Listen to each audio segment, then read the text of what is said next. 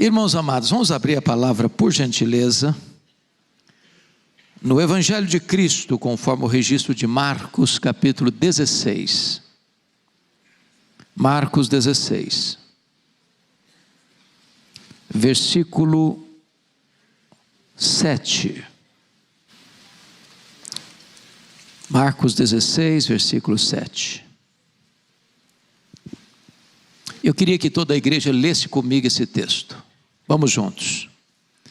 Mas ide, dizei a seus discípulos e a Pedro, que ele vai adiante de vós para a Galileia, lá o vereis, como ele vos disse.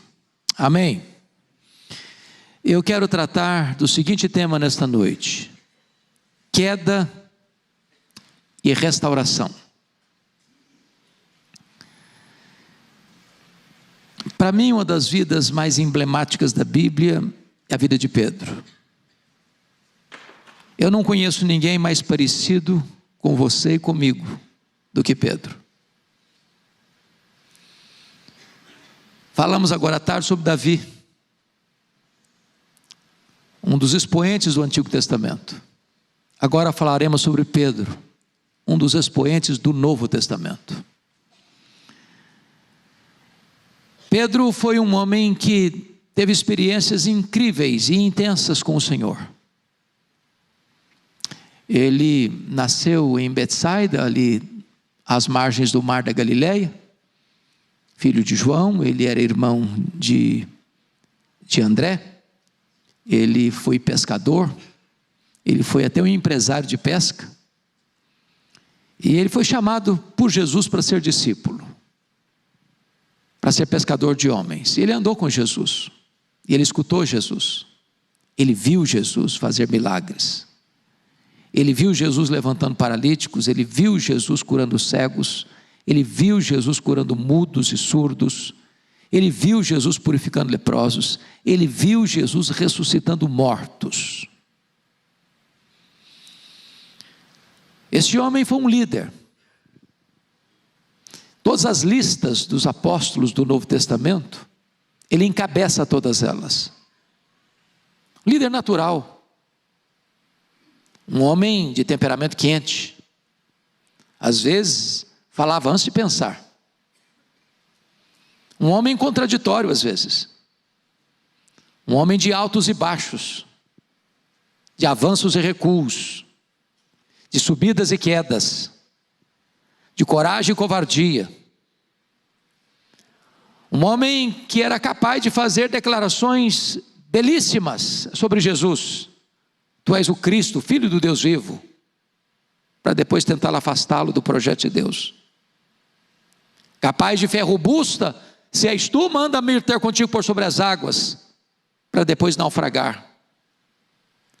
Capaz de fazer promessas de fidelidade inegociável, ainda que todos te abandonem, eu jamais, para em seguida negar Jesus covardemente. Antes de você criticar Pedro, eu quero dizer que Pedro habita em você. O sangue dele corre em suas veias.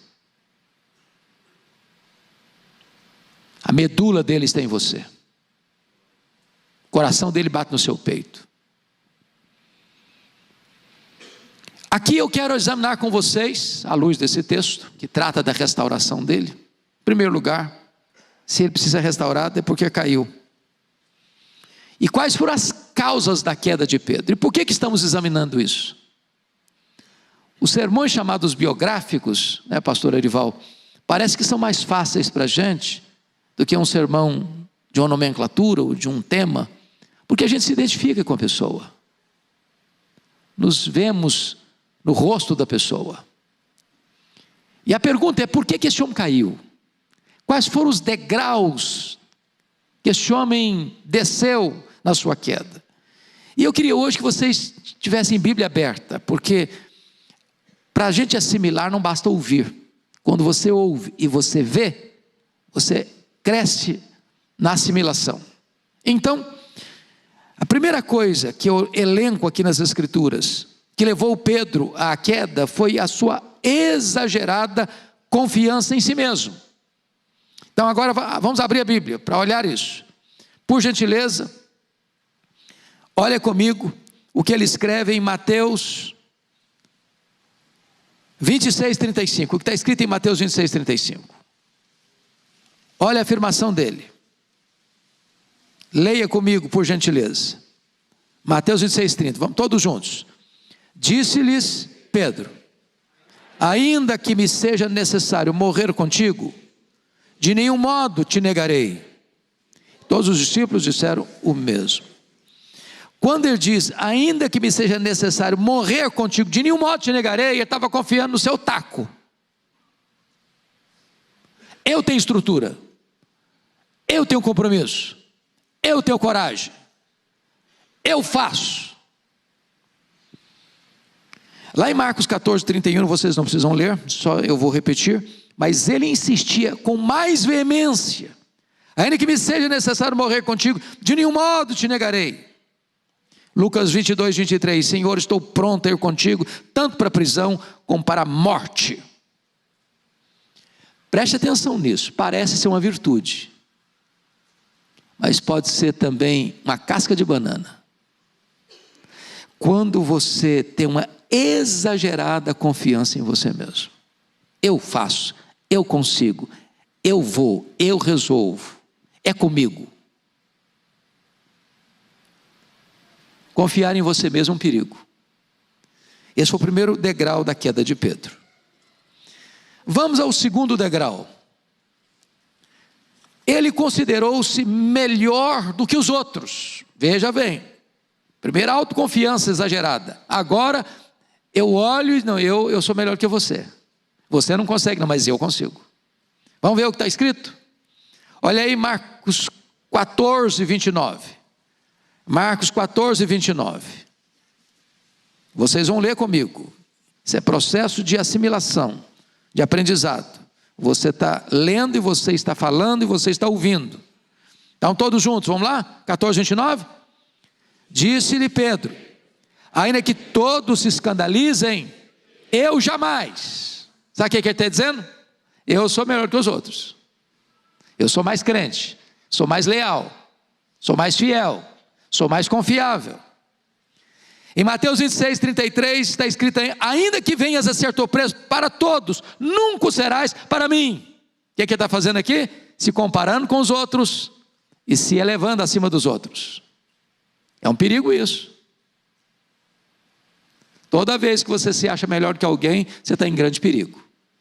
Você está numa grande ameaça, num grande risco. Terceira causa da queda de Pedro: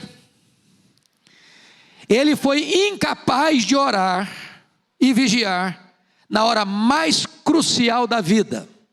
Então agora você vai ler comigo Mateus 26, 40 e 41. Olha aí, por gentileza. Mateus 26, 40 e 41. Toda a igreja, por gentileza. Mateus 26, 40 e 41. Vamos lá?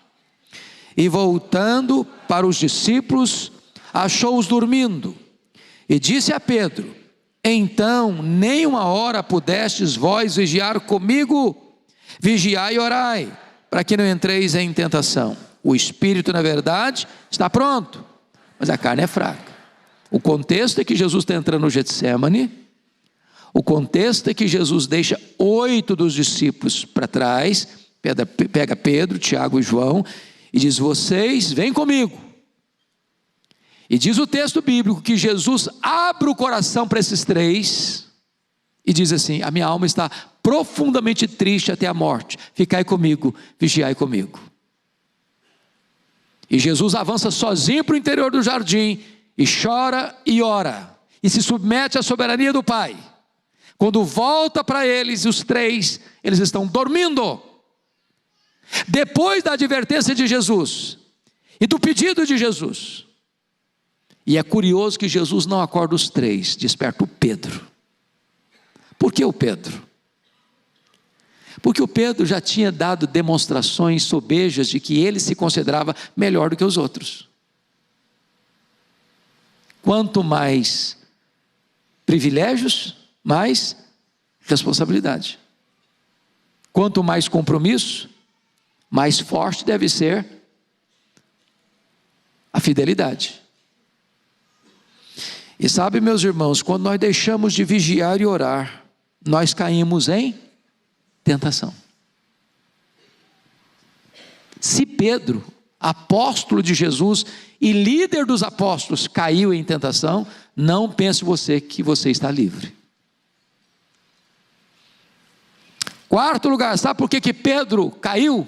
Terceiro degrau da queda do Pedro?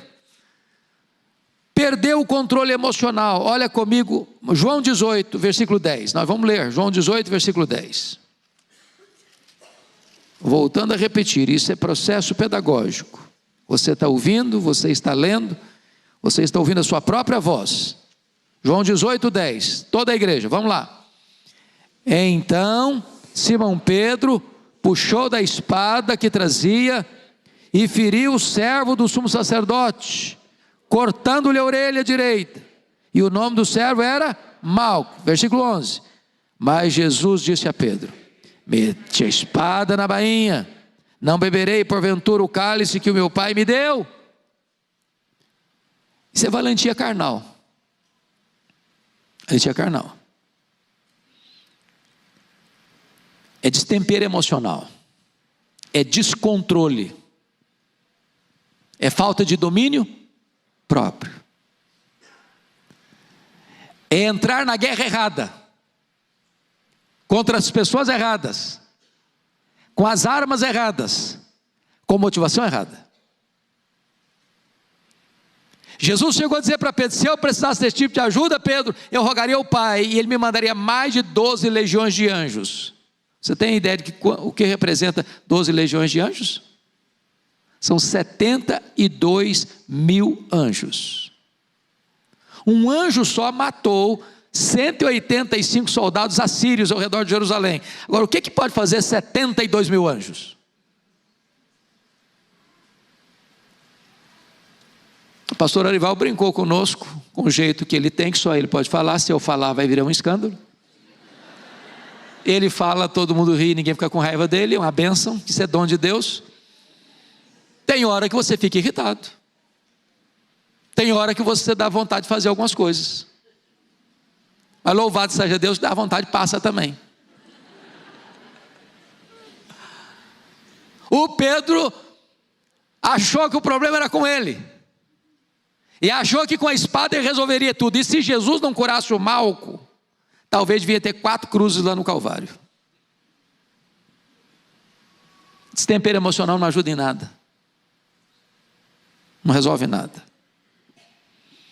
Quinta causa da queda do Pedro: seguiu Jesus de longe. Olha comigo agora Mateus 26, verso 58. Mateus 26, 58. Por favor, olha aí. Vamos juntos a uma só voz. Mas Pedro o seguia de longe até o pátio do sumo sacerdote, e tendo entrado, assentou-se entre os serventuários para ver o fim. O que é seguir Jesus de longe? Pô, eu não quero perder Jesus de vista, mas também não quero compromisso. Eu não estou assim a ponto de largar a igreja. Não, eu não vou deixar de ir no culto para ir para balada.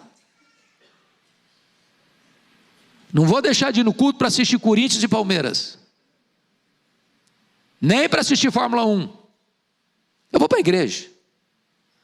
Mas eu também não quero muito compromisso não. Eu vou devagar. Não quero perder Jesus de vista. Mas também não quero me aproximar demais. Não quero sofrer riscos do compromisso do discipulado, que é tomar a cruz, renunciar a si mesmo e seguir a Jesus. Irmãos, tem muita gente dentro da igreja seguindo Jesus de longe. Vem no culto. Crente, né? Mas virou as costas ali na esquina, a agenda é outra, o compromisso é outra, a conversa é outra, o papo é outro, a motivação é outra.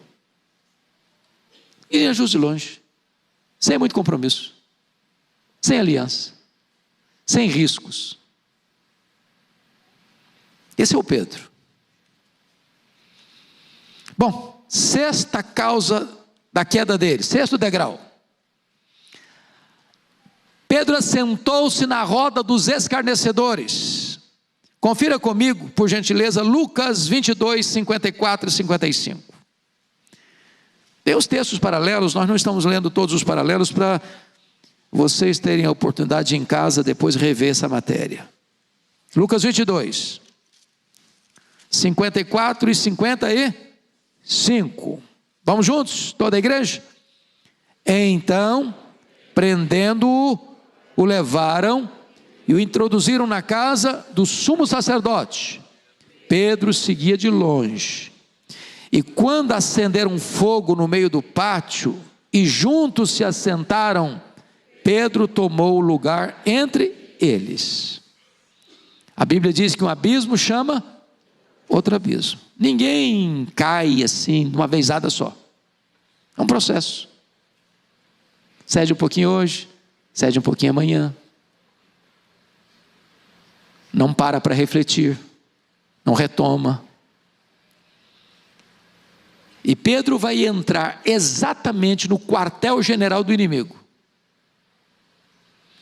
E ele está lá entre os que estão zombando, escarnecendo de Jesus, para desfrutar do conforto da fogueira que está acesa e a noite está fria. Ele se assenta exatamente no meio deles. Mas para que ele fizesse isso, coisas aconteceram lá atrás. Exagerada confiança em si mesmo. Achou que ela é melhor que os outros. Dormiu quando devia estar orando. Valentia descontrolada. Seguiu Jesus de longe. Agora não tem escrúpulo. Vai enfraquecendo, vai perdendo capacidade e resistência. E agora se assenta na roda dos escarnecedores. O que a orientação bíblica nos diz no Salmo 1? Feliz, bem-aventurado é o homem que não anda no conselho dos ímpios, não se detém no caminho dos pecadores, nem se assenta na roda dos escarnecedores.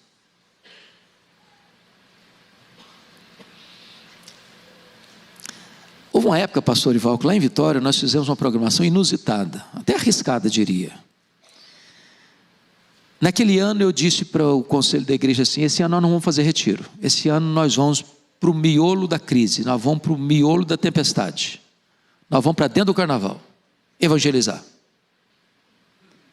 Alguém falou: pastor, mas não dá para evangelizar no carnaval não, é complicado demais. Sabe qual a conclusão que nós chegamos? 30% das pessoas que estão nas passarelas, bebendo, correndo atrás de um trio elétrico, fumando, bebendo e drogando, passaram por uma igreja evangélica. São chamados crentes desviados.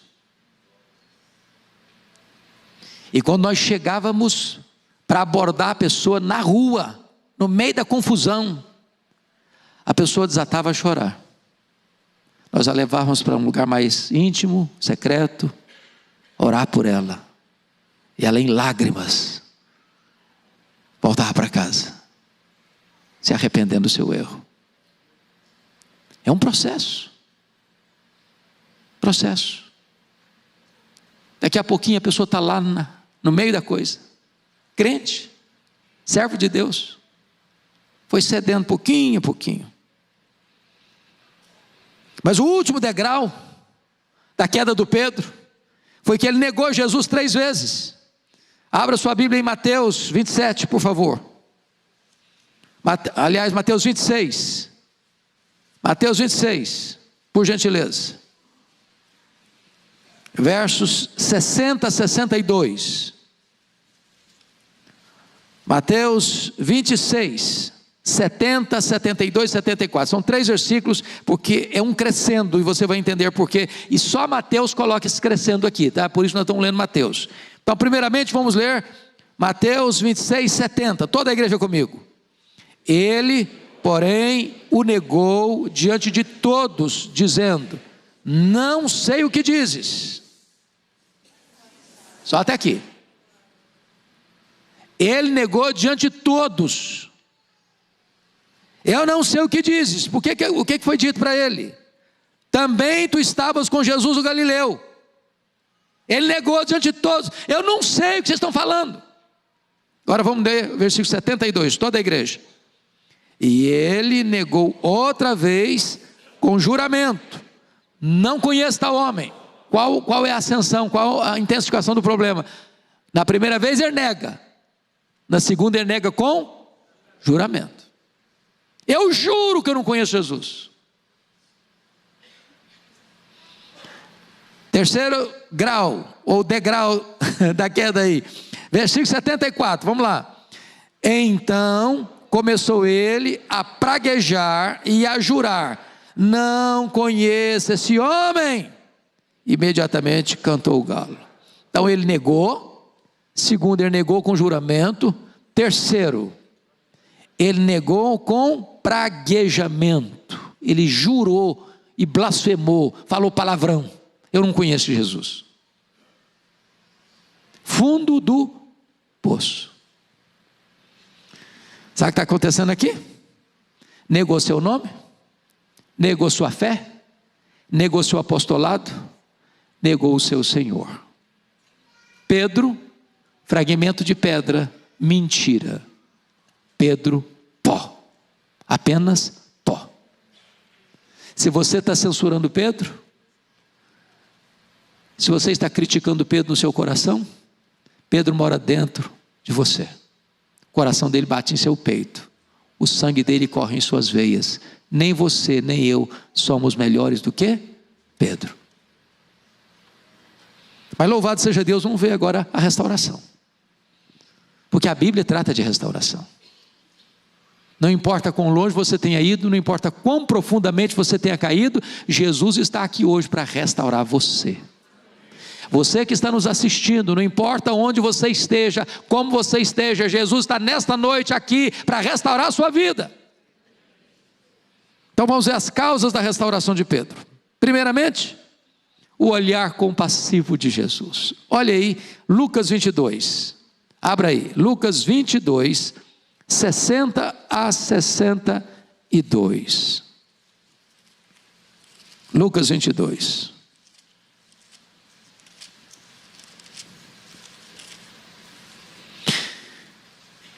(60 a 62). Vamos juntos, irmãos? Mas Pedro insistia: homem, não compreendo o que dizes. E logo, estando ele ainda a falar, cantou o galo. Então, voltando-se o Senhor, fixou os olhos em Pedro. E Pedro se lembrou da palavra do Senhor, como lhe dissera: hoje 3 vezes me negarás antes de cantar o galo. Então Pedro, saindo dali, chorou amargamente. Oh, meus irmãos, eu fico imaginando esse olhar de Jesus. Doce, terno, misericordioso, compassivo. Jesus alertou Pedro, avisou Pedro. E o Pedro, cheio de autoconfiança, se julgando melhor que os outros, dormindo na maior batalha da vida, seguindo Jesus de longe, se infiltrando no meio dos blasfemadores, dos escarnecedores, negando Jesus publicamente, em graus cada vez maiores.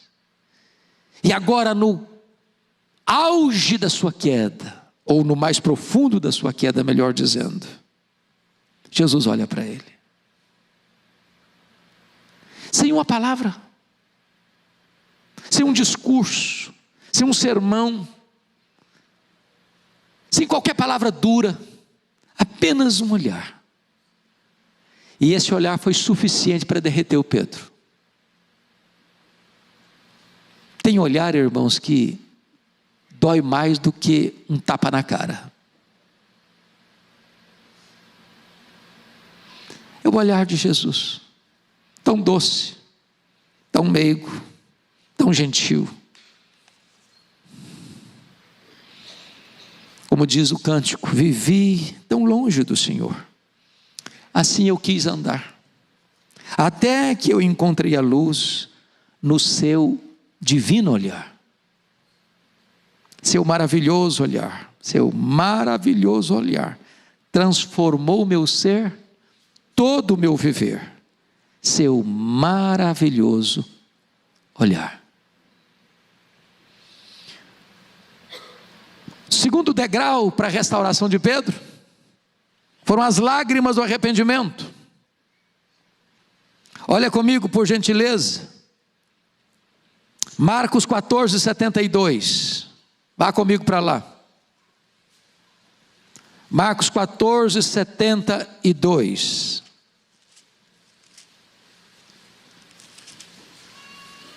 Por gentileza, igreja, vamos juntos. E logo cantou o galo, pela segunda vez. Então Pedro se lembrou da palavra que Jesus lhe dissera: antes que 2 vezes cante o galo, tu me negarás 3 vezes. E caindo em si, desatou a chorar. Mateus 26, 75 diz: e saindo dali chorou amargamente. E a ideia do amargamente na língua grega é como se estivesse brotando de dentro dele água podre, água suja. Irmãos, aqui para mim é o quebrantamento, coração derretido. Porque as lágrimas que vazam são exatamente o produto de um coração que se derrete no genuíno arrependimento. Alguém já disse que o mesmo sol que endurece o barro, amolece a cera. Há pessoas que caem e ao serem confrontadas se endurecem, ou dão desculpas, como Saul. Mas um coração arrependido, ao ser confrontado, ele se dobra, ele se rende, e chega às lágrimas do arrependimento, benditas lágrimas. É nessa conjuntura, né, pastor Arival, que está lá nas bem-aventuranças: bem-aventurados os que choram, porque serão consolados. Ali não é o choro do desespero, ali não é o choro do remorso, ali não é o choro porque fui flagrado num erro que não podia ser flagrado, não, ali é o choro do arrependido. Choro do arrependimento. Terceiro degrau de Pedro, nesse processo da restauração,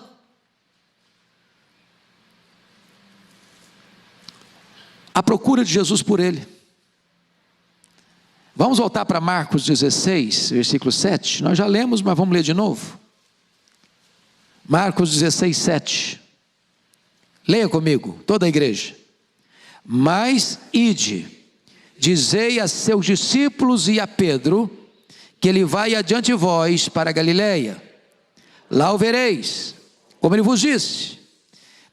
Eu fico encantado com esse versículo, porque na verdade esta palavra é uma palavra do anjo às mulheres da Galileia, e é um recado de Jesus. Mas Pedro era discípulo, e aliás o líder deles. É uma redundância, é um pleonasmo dizer: ide dizer aos seus discípulos e a Pedro, porque Pedro já é discípulo, ele está incluído no grupo dos discípulos.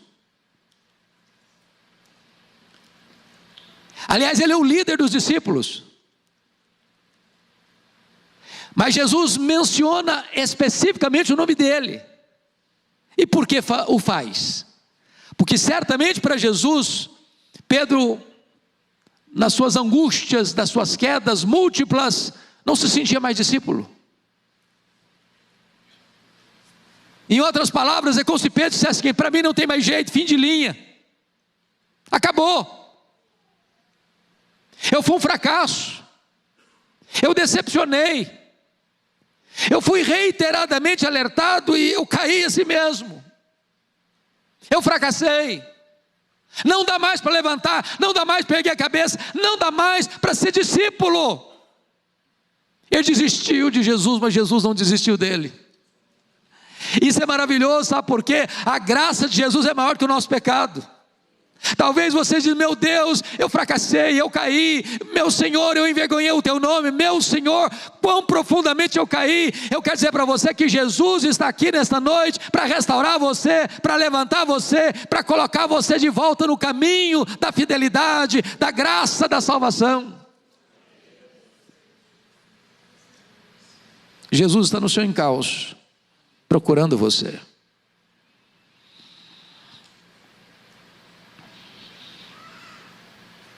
E o que Jesus disse é o seguinte: olha bem o que está escrito: e dizei aos seus discípulos e a Pedro que ele irá adiante de vós para a Galileia, lá o vereis, como ele vos disse. Por que Galileia? Estão em Jerusalém. Sabe qual a distância de Jerusalém a Galileia? 154 quilômetros. Essa jornada era feita a pé. E Galileia é o lugar onde ele nasceu. Galileia é o lugar onde ele viveu. Galileia é o lugar onde ele casou. Galileia era o lugar onde ele trabalhava. Galileia era o local onde Jesus o havia chamado para ser discípulo, para ser pescador de homens. Jesus está levando de volta às origens, ao começo. Dizer: meu filho, onde eu chamei você, eu vou restaurar você. Eu chamei você, você fracassou, mas eu vou começar tudo de novo na sua história. Eu vou lhe dar uma segunda chance, eu vou lhe dar um segundo tempo, eu vou lhe dar uma nova oportunidade. Eu vou restaurar você lá na Galileia.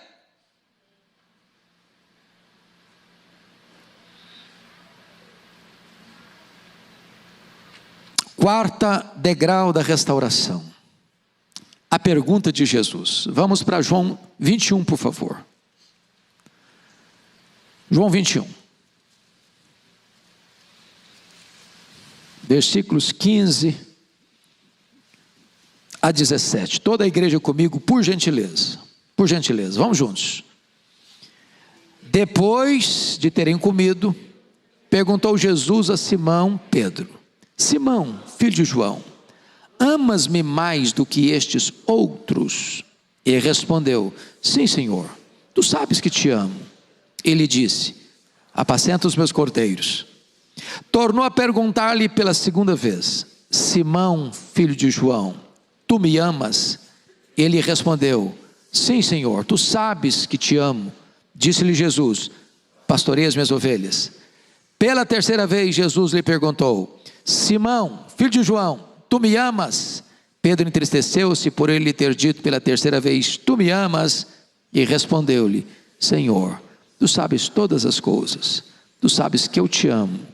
Jesus lhe disse: apacenta as minhas ovelhas.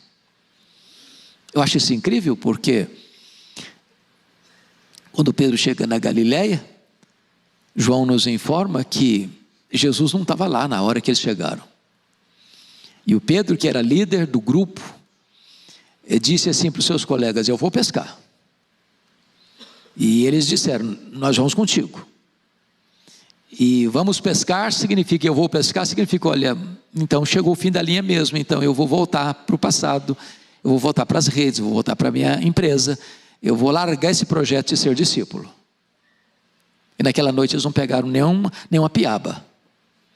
E eles estão voltando de madrugada, o dia está amanhecendo, e alguém andando na praia, estão a 100 metros da praia, 200 côvados. E a pessoa que está aqui na praia pergunta para eles assim: filhos. Jesus não os chamou de covardes, filhos. Nessa palavra filhos tem uma tonelada de graça. Uma tonelada de graça. Com todos os deslizes, com todos os fracassos, o Senhor chama filhos. Tendes aí alguma coisa de comer? Jesus não precisava dessa informação. Ele não faz essa pergunta porque quer ser informado, porque não tem esse dado na mão, para acordar a consciência deles. Não temos nada, então lance a rede à direita do barco e achareis. E Jesus empurra para a direita do barco 153 grandes peixes selecionados. Aí o João disse: é o Senhor, é Ele. Essas coisas só Ele faz. Ele chegou, Ele está aqui, Pedro. E o Pedrão larga para lá as redes, o barco, os peixes, esquece tudo e vai ao encontro de Jesus. E ele chega na praia, tem um braseiro. Um braseiro. Sabe por que tem um braseiro ali? Só tem 2 lugares no Novo Testamento onde aparece a palavra braseiro. Foi onde Pedro negou Jesus e onde Pedro foi restaurado por Jesus. Jesus plantou aquele braseiro ali para curar a psique de Pedro, a memória de Pedro, as emoções de Pedro, para dizer para Pedro: Pedro, sabe por que eu botei esse braseiro aqui? Para mostrar para você que no cenário que você caiu, eu vou levantar você. No cenário que você me negou, eu vou dar a chance de você me confessar.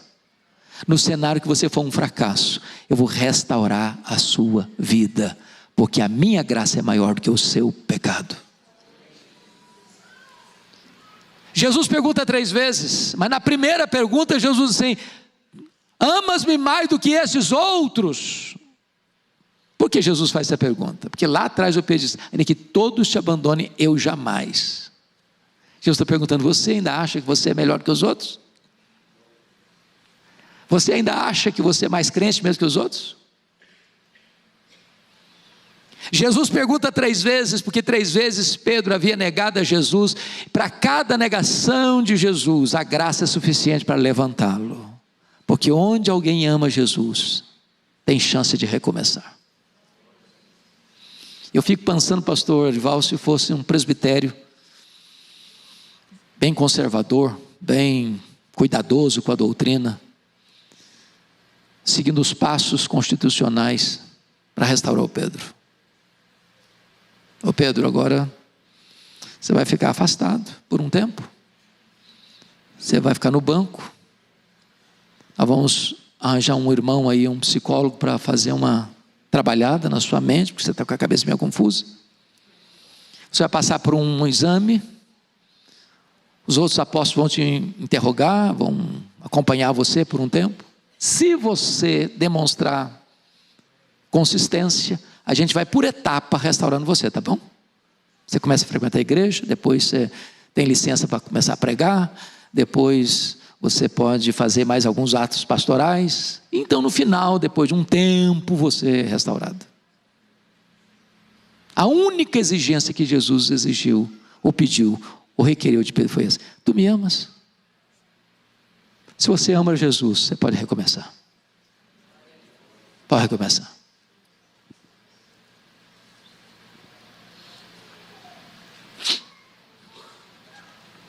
Quinto lugar, a restauração de Jesus. Olha o versículo 17b, 21, 17b. Apacenta as minhas ovelhas. No versículo 15, apacenta os meus cordeiros. Versículo 16, pastoreia as minhas ovelhas, apacenta as minhas ovelhas. Sabe o que significa isso? Jesus está devolvendo o cajado de pastor para ele.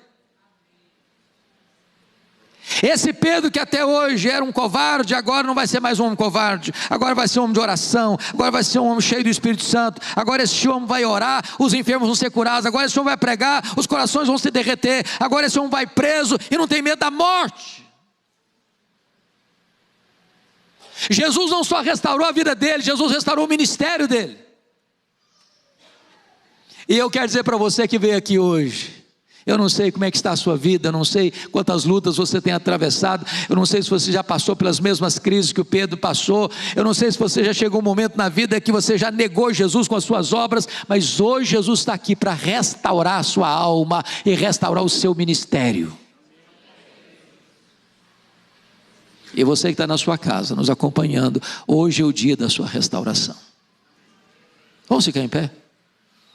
O nosso pastor vai orar por nós, antes da música, antes do hino, orar por restauração, para Deus restaurar a nossa sorte. O nosso Deus é o Deus de toda graça, é o Deus da restauração. Ele restaurou Pedro, Ele restaura você, restaura a mim, restaura nós. Vamos orar, irmãos. Quando o crente cai, Deus não larga, Ele cai como uma criança, como um bebê. Não sei se você já viu quando seu filho começou a andar, você ia de mão dada com ele, ele caía, mas você não largava ele. Deus faz assim com a gente. Você caiu, mas Deus não largou você. Esse amor de Deus por nós é incompreensível, é inigualável. Ninguém tem maior amor do que este. Não importa o tamanho da sua queda, você está nas mãos de Deus, e Deus vai levantar você nessa noite. Pai querido, olha para mim, olha para cada um aqui, Senhor. Quantas vezes tropeçamos, quantas vezes caímos, quantas vezes frustramos as nossas expectativas e as tuas expectativas, mas o Senhor não desiste de nós.